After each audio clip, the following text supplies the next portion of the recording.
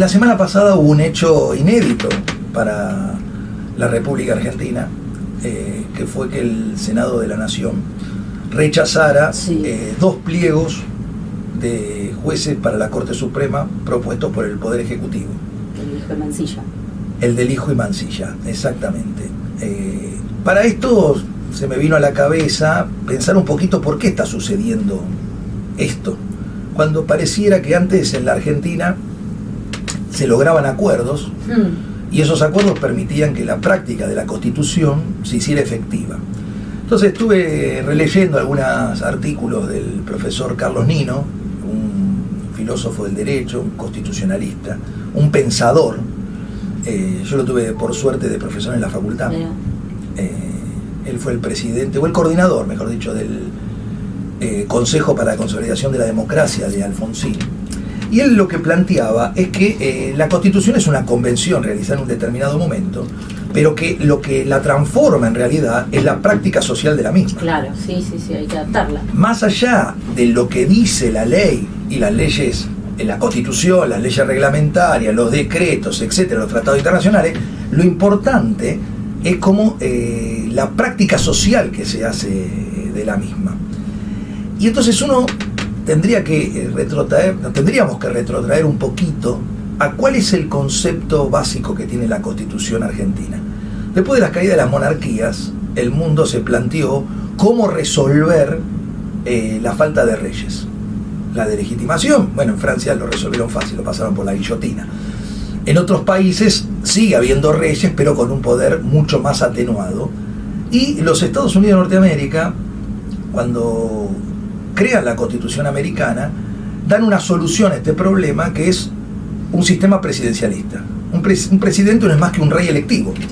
Sí.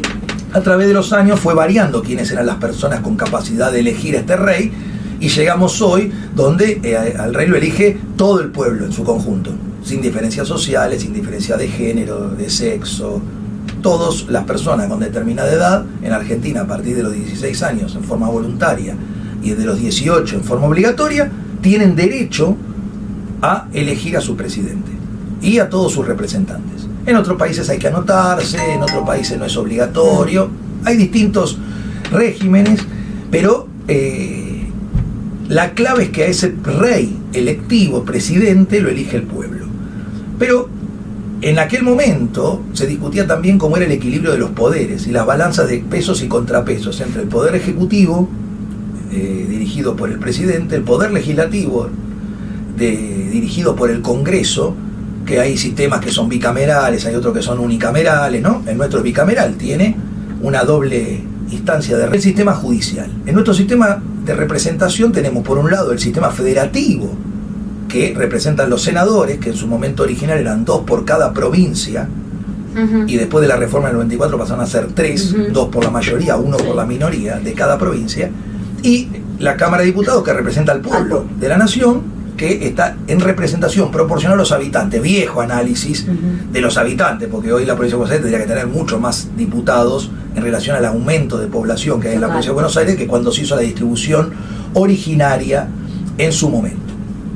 Entonces, en base a esto, hay un equilibrio donde en el sistema judicial los jueces los elige el Ejecutivo, pero requiere el acuerdo del Senado. ¿Y por qué requiere el acuerdo del Senado? Porque requiere el acuerdo de la representación federal. No nos olvidemos que nuestro sistema constitucional se basa en que las provincias le delegaron poder a la nación para que las gobierne. No es al revés, el poder originario es de las provincias. Entonces las provincias se reservaron para sí elegir a los jueces de la nación y a los jueces federales, propuestos por el Ejecutivo pero acordados. ¿Y cómo terminaba la Constitución para que haya un equilibrio real dándole lugar al pueblo? Con el juicio por jurado establecido en el artículo 24, que nunca se implementó. Mientras que en Estados Unidos, copia de nuestra Constitución, que también tiene 2 cámaras, la Constitución de Estados Unidos, senadores, diputados, el juicio no lo hace el juez. El juez dirige el juicio, pero la culpabilidad o la no culpabilidad la determina el pueblo por medio de su jurado. En Argentina eso nunca se implementó. Si bien está en 3 artículos de la Constitución, el 24, el 75, inciso 12, que es una de las facultades del Congreso, y el 118, que que es del Poder Judicial, en los tres está establecido. El juicio por jurado en la Argentina nunca se implementó masivamente. Hoy existe juicio por jurado en algunas provincias y para algunos tipos de juicios y de delitos. En la ciudad de Buenos Aires existe en la provincia de Córdoba, en la provincia de Buenos Aires, pero no es la generalidad de la existencia del juicio por jurado. ¿Y esto qué genera? Esto genera que nosotros tengamos una constitución que establece en su ley y en su convención determinada práctica, pero que su práctica social sea la contraria. Entonces vos te encontrás que un juez de procesamiento, un juez de instrucción que solo procesa, no culpa a nadie, el valor de lo que dice ese juez políticamente y jurídicamente es mucho más importante que lo que pudiera decir un jurado, que sería de culpable o no culpable, porque no existe, ¿no? Entonces, nuestra práctica constitucional implica que los jueces tengan más poder que el que la Constitución le daba originariamente, por el solo hecho de que nunca se hayan establecido los jurados en la Argentina. ¿Bien?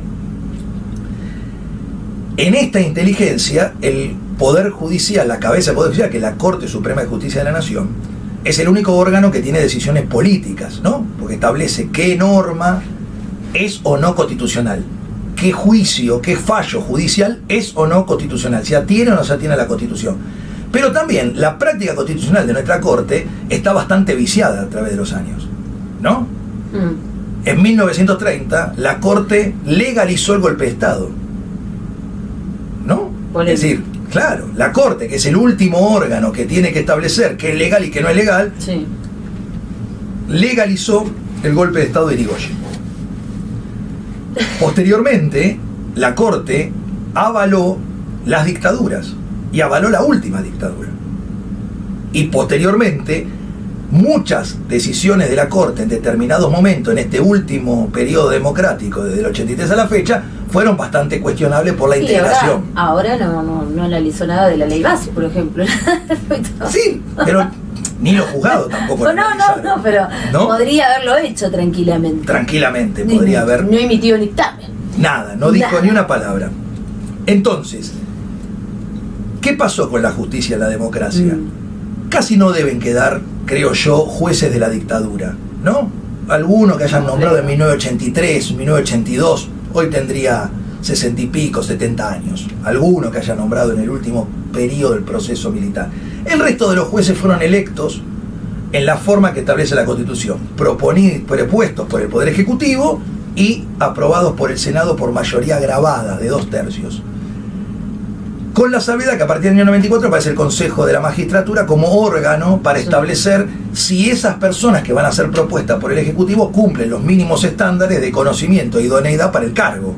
Recordemos que anteriormente no necesitabas pasar por ningún procedimiento, o eras amigo de alguien de la presidencia y te mandaban el pliego, y o eras, siendo abogado y cumpliendo lo que decía la ley, eras juez de la nación o juez federal, ¿no? Ahora por lo menos tenés que hacer un procedimiento en el Consejo de la Magistratura de la Nación. Por lo menos. Y ahí pasa, ¿qué pasó con el Consejo de la Magistratura de la Nación? De la ley original, con la primera modificación y la segunda modificación que la hizo Cristina Kirchner, estuvo vigente esa modificación durante 15 años, hasta que un día la Corte decidió, después de tener 15 años, el expediente para declarar inconstitucional esa reforma, declararla inconstitucional y volver al régimen anterior y cambiar la composición y que el presidente del Consejo vuelva a ser el presidente de la Corte Suprema. Todo esto hecho de la noche a la mañana. Si la Corte se tomó 16 años para analizar un fallo, lo tenía ahí, y el día que quiso declararlo inconstitucional lo declaró, pero durante 16 años esa norma fue la vigente. Tiempista la Corte. ¿Eso qué generó? La parálisis. Desde ese momento, en los últimos años, la vacancia de los juzgados nacionales, que son los que nos afectan a nosotros como abogados, la vacancia de los juzgados federales y la vacancia también en las provincias, en la provincia de Buenos Aires ni hablar, genera que esos acuerdos que debe haber en las cámaras de senadores para poder aprobar los jueces no se realizan. Entonces los juzgados quedan vacantes. Entonces la justicia está trabajando a la mitad, porque a vos, si bien te ponen un juez subrogante, ese juez tiene que atender 2 juzgados. Obviamente que va a ser más lento el trámite que si hubiera un juez en cada juzgado. Volviendo al análisis originario, cuando yo planteaba que lo importante es la práctica de la Constitución. Nuestra Constitución es una Constitución para un sistema bipartidista. Y así funcionó en la medida que existió el bipartidismo en la Argentina, como fuerza de poder político. Bipartidismo nos referimos a que dos partidos tuvieran la capacidad de llegar al poder. Esta realidad fue cambiando en los últimos 20 años. Podemos poner una bisagra que es 2001 para acá, pero también antes apareció el Frente Grande, el radicalismo tuvo que ir en alianza con el Frente Grande para ganarle al peronismo. Ya había habido indicios de la fragmentación de la representación, pero del 2001 para acá esa fragmentación fue mucho más grande, razón por la cual se creó el sistema de pasos, ¿no? Para que haya como alguna unificación previa antes de las elecciones para que haya menos candidatos. En la última elección, que ahora después vamos a hablar de eso, y bueno, vas a contar, vale, con mayor claridad, desaparecieron las pasos. Ahora sí, no hay pasos en nacionales.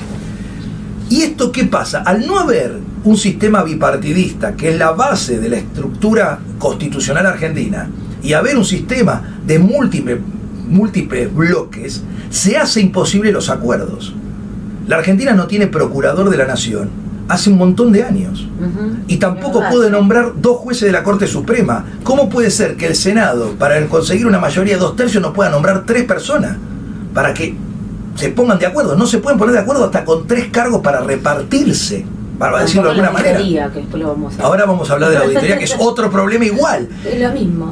Entonces yo traje acá anotado, para no cometer, bloques de diputados. ¿Saben cuántos bloques hay en la Cámara de Diputados? ¿Cuántos? Unión por la Patria, 98. Libertad Avanza, 39. El PRO, 37. Radicalismo UCR, 20. Encuentro Federal, que hay un poco de cada cosa, 15. Democracia por Siempre, que es otro radicalismo, 12. Innovación Federal, 8. Coalición Cívica, 6. Y 14 bloques se reparten 22 diputados. Quiere decir que tenemos 22 bloques de diputados, 22 bloques, cuando la Constitución está preparada un sistema bipartidista. Vos imaginate el nivel de acuerdo que tenés que hacer en una Cámara para conseguir 2/3. No te alcanza con 3 cargos. Necesitas 8. Bien, vamos al Senado. Frente Nacional y Popular, peronismo, 15. Unidad Ciudadana, peronismo, 15. Que se fragmentó hace poco. Esto fue una vivada para llevarse mayoría y minoría. Bueno, medio raro. Unión Cívica Radical, 13. Frente Pro, 7. Libertad Avanza, 6. Convicción Federal, 4. Y 9 bloques que representan 12 senadores. Con lo cual tampoco... Es decir, la Constitución tiene su interpretación, pero vos no la podés hacer de goma. Vos para juntar 2/3 de una Cámara para aprobar este tipo de cosas necesitas un acuerdo parlamentario. Pero un acuerdo se hace entre 2, 3 partidos. No puede hacer un acuerdo entre 13, 14, 15 bloques distintos donde cualquiera tiene poder de veto con el otro, ¿no? Porque esto es lo que pasa, ¿no? Cualquiera tiene poder de veto con el otro. Entonces, visto esta situación, visto nuestra Constitución, yo creo que una de las grandes reformas que se hizo en la Argentina en el 1994, en la reforma del 1994, fue la creación de la Jefatura de Gabinete de Ministros. Ese intento de Alfonsín y del Consejo de la Consolidación de la Democracia, coordinado por Carlos Nino, de atenuar el presidencialismo en Argentina, poniendo un jefe de gabinete a cargo de todos los ministros, con obligación de rendir cuentas a la Cámara de Diputados y a la Cámara de Senadores una vez por mes, da una salida para que, si el presidente de la nación es democrático, confíe a este jefe de gabinete que arme un gobierno con mayoría parlamentaria y reparta la gestión del Estado, de los ministerios, a los distintos bloques parlamentarios, y transformar un presidencialismo atenuado con un jefe de gabinete fuerte que lleve adelante las condiciones de gobierno. Cuando este jefe de gabinete fuerte que lleva adelante las acciones de gobierno no tiene más apoyo parlamentario, se cambia el jefe de gabinete, como es en los países donde existe el primer ministro. Bien, entonces esto es una salida. Con esta Constitución nos da una salida para la práctica social de la misma, de cómo construir acuerdos dentro de este sistema que necesita mayorías especiales con una atomización de muchos bloques, ¿no?, que se reparte la representación del pueblo. Bueno, dicho todo esto, como un corolario, es muy importante imaginar nuevas situaciones. No nos alcanza con lo que vivimos hasta ahora. De hecho, la Corte Suprema le faltan miembros hace un montón de tiempo, no me acuerdo cuándo falleció Hayton renunció, perdón, no falleció, Hayton de Lonasco, pero fue hace bastante. Sí, hace bastante. El procurador hace un montón, que tampoco Sí, tenemos. La última fue Gil Carbó y después renunció y hay un procurador interino. Y los jueces nacionales y los jueces federales que tiene que nombrar el Senado de la Nación, que no se nombran, y sin esos acuerdos la justicia está paralizada. ¿Y quién la sufre? Los abogados, los ciudadanos y la Argentina toda. Así que una reflexión para por lo menos buscar alguna interpretación novedosa de la Constitución que nos permita salir de este sistema de parálisis, de designación.